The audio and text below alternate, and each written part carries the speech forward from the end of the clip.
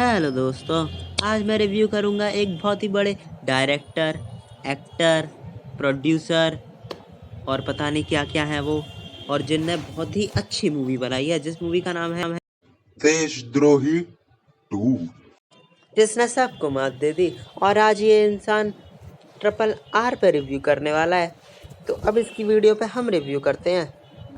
So let's get started.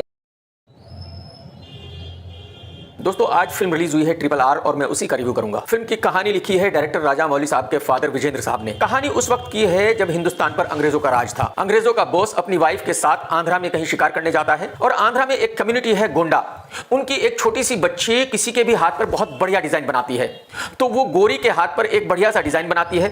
गोरी ma'am को वो पसंद आ जाता है और गोरी मैम उस बच्चे को अपने साथ दिल्ली ले आती है उसके माँ बाप की मर्जी के खिलाफ। उसी कम्युनिटी का एक लड़का है जो बहुत ही बहादुर है और ये रोल प्ले किया है जूनियर NTR ने। तो जूनियर NTR दिल्ली आ जाता है उस लड़की को छुड़ाने के लिए। दूसरा हीरो रामचरण है जो फ्रीडम फाइटर अजय देवगन का बेटा है और वो ब्रिटिश हुकूमत में एक पुलिस ऑफिसर है। जूनियर NTR और रामचरण मिलते हैं, दोनों एक दूसरे को बहुत पसंद करने लगते हैं, दोनों में बहुत गहरी दोस्ती हो जाती है और बस ये दोनों मिलकर अंग्रेजों की हुकूमत का नामो निशान मिटा देते हैं। इस फिल्म का स्क्रीन प्ले राजामौली साहब ने खुद लिखा है, तो वो किसी को ब्लेम नहीं कर सकते कि भाई किसी ने उनको बहुत बढ़िया स्क्रीन प्ले नहीं दिया था इसलिए वो बढ़िया फिल्म नहीं बना सकते। एक मिनट, इस बंदे ने कहा कि राजामौली सर किसी को ब्लेम नहीं कर सकते कि इसकी वजह से उनकी फिल्म खराब बनी है, पर ये इस मूर्ख से किसने कहा कि फिल्म खराब बनी थी? और ये बात वो इंसान बोल रहा है जिस देशद्रोही 2 जैसी फिल्म बनाई है।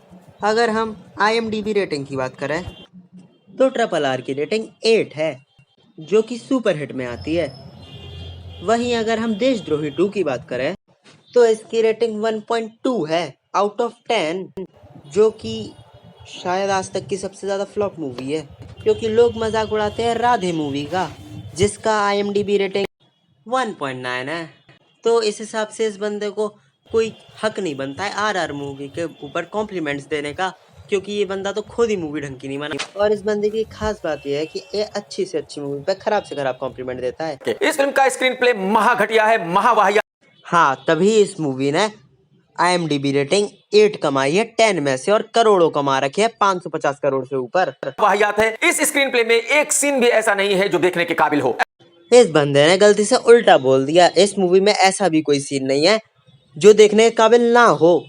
एक्चुअली मैं इसको स्क्रीन प्ले नहीं बल्कि मजाक कहूंगा और मैं साबित करने के लिए फिल्म के 2-3 सीन आपको बताता हूं। फिल्म शुरू होती है और दिखाया गया है कि दिल्ली में तकरीबन 2 से 3 लाख लोग अंग्रेजों की हुकूमत के खिलाफ प्रोटेस्ट कर रहे हैं और इस भीड़ का एक नेता है, तो जो अंग्रेजों का सबसे बड़ा बॉस है वो कहता है कि इसको अरेस्ट करके लेके आओ। रामचरण उस भीड़ के बीच में कूद जाता है, 2-3 लाख लोगों से अकेला ही लड़कर उनके बॉस को अरेस्ट कर लेता है और ये पहला ही सीन तकरीबन 10 से 15 मिनट तक चलता है। दुनिया में सबसे बड़ा वॉरियर सिकंदर को माना गया है और मैं गारंटी के साथ कह सकता हूं कि सिकंदर ने भी अपनी जिंदगी में कभी ऐसी हिम्मत नहीं की होगी कि वो 2-3 लाख लोगों से अकेला ही जाकर लड़ने लगे, लेकिन राजामौली की फिल्म में यह मुमकिन है।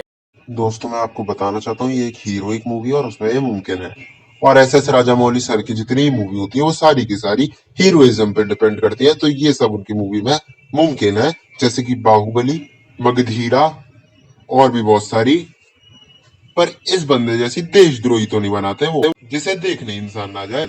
इसके बाद दूसरे हीरो जूनियर NTR का इंट्रोडक्शन होता है और वो शेरों से लड़ रहा है और ये शेरों के साथ लड़ाई का सीन भी तकरीबन 15 मिनट तक चलता है, लेकिन शेर जूनियर NTR का बाल भी बांका नहीं कर पाता। और मुझे तो इस बात में कोई सच्चाई नहीं दिख रही है, क्योंकि इसकी छाती पर साफ साफ दिख रहा है कि पंजों के भी निशान है, खून के भी निशान है। मुंह के सामने खड़े होकर जूनियर NTR दहाड़ता है तो शेर भी डरकर भाग जाता है। हकीकत में ये भले ही ना होता हो, लेकिन राजामौली साहब की फिल्म में ये मुमकिन है। बिल्कुल सही, क्योंकि वो बनाते ही ऐसी मूवी है जैसे कि बाहुबली 2, RRR, मगधीरा और ना जाने कितनी, जो कि सारी की सारी हीरोइज्म पे बेस्ड है। और हीरोइज्म में ये नॉर्मल चीज है और हर बंदे को पसंद आ रही है ऐसी मूवीज। पता नहीं इस इंसान को क्या प्रॉब्लम है। इंटरवल के बाद जूनियर NTR अकेला ही अंग्रेजों के महल पर धावा बोल देता है और आप यकीन करें जूनियर NTR अपने साथ तकरीबन 50 शेर, 50 चीते, 50 लंगूर, 50 बंदर लेकर जाता है और ये सारे जानवर जूनियर NTR के साथ मिलकर अंग्रेजों पर धावा बोल देते हैं। साथ तकरीबन 50 शेर, 50 चीते, 50 लंगूर, 50 बंदर लेकर अति की युक्ति कर रहा तो कोई इस बंदे से सीखे। वो बंदा सिर्फ और सिर्फ 5 शेर लेके गया हुआ था, पर इस इंसान के हिसाब से तो 50 बंदर, 50 शेर, 50 हाथी, घोड़े, पता नहीं क्या क्या लेके गया था। रिव्यू देने से पहले देख तो लेता मूवी को। रियल जिंदगी में भले ही पॉसिबल ना हो, लेकिन राजा मौली की फिल्म में यह मुमकिन है। मौली साहब, आपको मैं ये भी बता दूं कि यह फिल्म 3 घंटे लंबी है। इस फिल्म के हर 15 मिनट के बाद एक हीरो के हाथ पैर तोड़कर फेंक दिया जाता है और आप यकीन करें 2 सीन के बाद ही वो बिल्कुल भला चंगा हो जाता है और फिर जबरदस्त फाइट करने लगता है। ये कब हुआ? तो रियल जिंदगी में भले ही हाथ पैर टूटने के बाद 2-3 साल लगते हो ठीक होने में, लेकिन राजा मौली साहब की फिल्म में यह मुमकिन है कि टूटे हुए हाथ पैर 10-15 मिनट में ही ठीक हो जाते हैं। मौली साहब, आपका बहुत बहुत शुक्रिया हमें यह सब बताने के लिए, यह ज्ञान देने के लिए। अगर डायलॉग्स की बात करूं तो बहुत ही घटिया है, बहुत ही वाहियात है। डायलॉग्स की बात करूं तो बहुत ही घटिया है, बहुत ही वाहियात है। अब तो मुझे पक्का विश्वास हो गया है बंदा बिल्कुल भी मूवी देख के नहीं आया है, और ये बात वो बंदा कह रहा है जिसकी खुद की मूवी का डायलॉग है, मगर क्यों? जिसकी मूवी के खुद के इतने सड़े हुए डायलॉग्स है, वो आरआरआर मूवी के डायलॉग्स को बोल भी कैसे सकता है? पहले तो ये कि ये फिल्म अंग्रेजों के जमाने की फिल्म है और इस फिल्म में अंग्रेज भरे पड़े हैं और वो सभी अंग्रेज इंग्लिश बोलते हैं। तो फिल्म के तकरीबन 40% डायलॉग्स तो इंग्लिश में ही है, बाकी के 60% डायलॉग्स भी बहुत खराब है। दोनों ही हीरो को बेचारों को हिंदी नहीं आती, तो वो हिंदी डायलॉग्स बहुत संभल कर इंग्लिश स्टाइल में बोलते हैं। और क्योंकि ओरिजिनल फिल्म तेलुगु में शूट हुई है, हिंदी में सिर्फ डब हुई है, तो लिप्स कहीं और होते हैं और डायलॉग्स कुछ और बोले जा रहे होते हैं। कुछ भी फिल्म का म्यूजिक भी तेलुगु स्टाइल है, तो हिंदी दर्शकों के लिए बहुत ही खराब म्यूजिक। ये म्यूजिक किसी भी लैंग्वेज में खराब नहीं है, चाहे वो कोमरम भी मारू हो, चाहे फिर कुछ भी, कोई भी म्यूजिक हिंदी लैंग्वेज में खराब नहीं है। अगर ये पुष्पा के जागो जागो बकरे वाले म्यूजिक की बात करता तो चलो मैं तो भी मान लेता, वैसे तो मैं तो भी नहीं मानता पर मान लेता, पर ये मूवी के बाद बिल्कुल नहीं। जाहिर सी बात है ये फिल्म एक एक्शन फिल्म है, लेकिन जो भी एक्शन है वो ऐसा एक्शन है कि जब आप उसको देखते हैं तो हंसी रोक नहीं पाते। पर्दे पर एक्शन चल रहा होता है और कुर्सियों पर बैठे हुए दर्शक लोटपोट होकर हंसते रहते हैं। मैं बताना चाहता हूँ कि मैं भी इस मूवी को थिएटर में देखने गया था और मेरे को हंसी तो आई थी पर फनी जोक्स पे, ना कि एक्शन सीन्स पे। और लोटपोट होके तो मेरे वाले थिएटर में कोई नहीं हंसा था। पता नहीं इस बंदे ने कहाँ देख लिया। अगर राजा मौली साहब के डायरेक्शन की बात करूं तो ये डायरेक्शन है ही नहीं, ये एक मजाक है।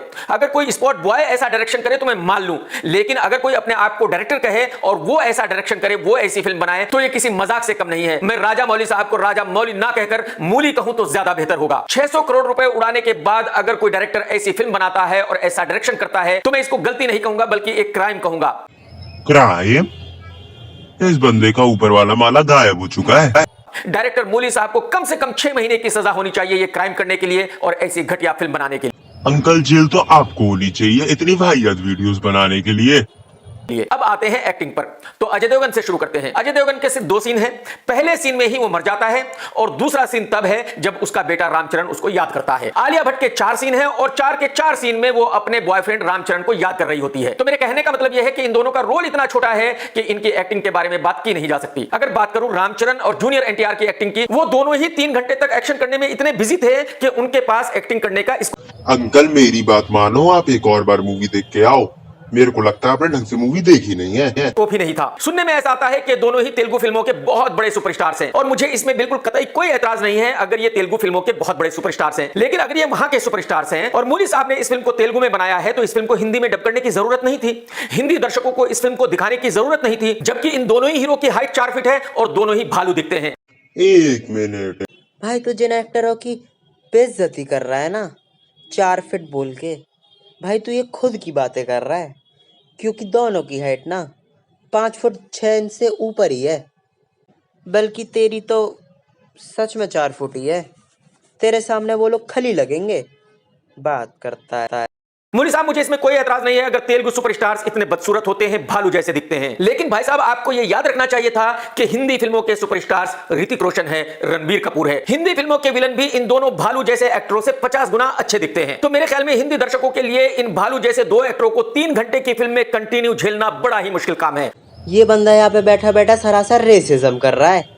कुल मिलाकर यह फिल्म निहायत ही घटिया फिल्म है, वाहियात फिल्म है। इस फिल्म में ऐसा कुछ भी नहीं है जिसकी वजह से इस फिल्म को देखा जाए। अगर आपको भी अपने दिमाग का ऑमलेट बनाना है, आपको भी जिंदा रहते हुए मरने के बाद का एक्सपीरियंस करना है, अगर आपको भी यह जानना है कि 600 करोड़ रुपए उड़ाकर हिंदुस्तान की सबसे घटिया फिल्म कैसे बनाई जाती है, तो आप भी जाइए, अपना टाइम खराब कीजिए, अपने पैसे बर्बाद कीजिए और RRR को जरूर देखिए। मैं इस फिल्म को देता हूं 0 स्टार, क्योंकि यह फिल्म 600 करोड़ रुपए में आग लगाने के बराबर है। टेक केयर दोस्तों, सत्यमेव जयते। मैं लिटरली कहना चाहूँगा, मेरी मम्मी किसी मूवी को थिएटर में देखने नहीं जाती, पर इस मूवी को वो देखने गई थी और उन्हें बोला था ये मूवी वर्थ इट है। तो इस बंदे की बोली गई बातें तो वैसे भी बेकार है। और बात रही इसके रिव्यू की, तो रिव्यू देने में बहुत ही सड़ा हुआ इंसान है, बिना मूवी देखे रिव्यू देता कहते हैं है। दोस्तों, अगर आपको मेरा ये वीडियो पसंद आया है तो लाइक जरूर करो और शेयर जरूर करो और कमेंट तो आप जरूर ही करो, क्योंकि मैं आपके सारे कमेंट्स पढ़ता हूं। अगर आपने चैनल सब्सक्राइब नहीं किया तो कर लीजिए और वो जो घंटी है उसको दबा दीजिए, क्योंकि अगर आप घंटी नहीं दबाएंगे तो आपको नोटिफिकेशन नहीं मिलेगा, आपको पता नहीं चलेगा कि मैंने कब नया वीडियो डाला है। ऐसी भाईयत वीडियो देखने के बाद तो ना कोई सब्सक्राइब करेगा तेरे को, ना कोई कमेंट करेगा। नहीं, कमेंट तो करेगा, पर सिर्फ उसमें एक ही चीज लिखी होंगी और वो मैं बोलना नहीं चाहता हूँ। तो दोस्तों, अगर आपको मेरा ये वीडियो पसंद आया हो तो लाइक और सब्सक्राइब कर देना, और तब तक लिए thanks for watching. Goodbye to the people who trusted me. Goodbye to everybody.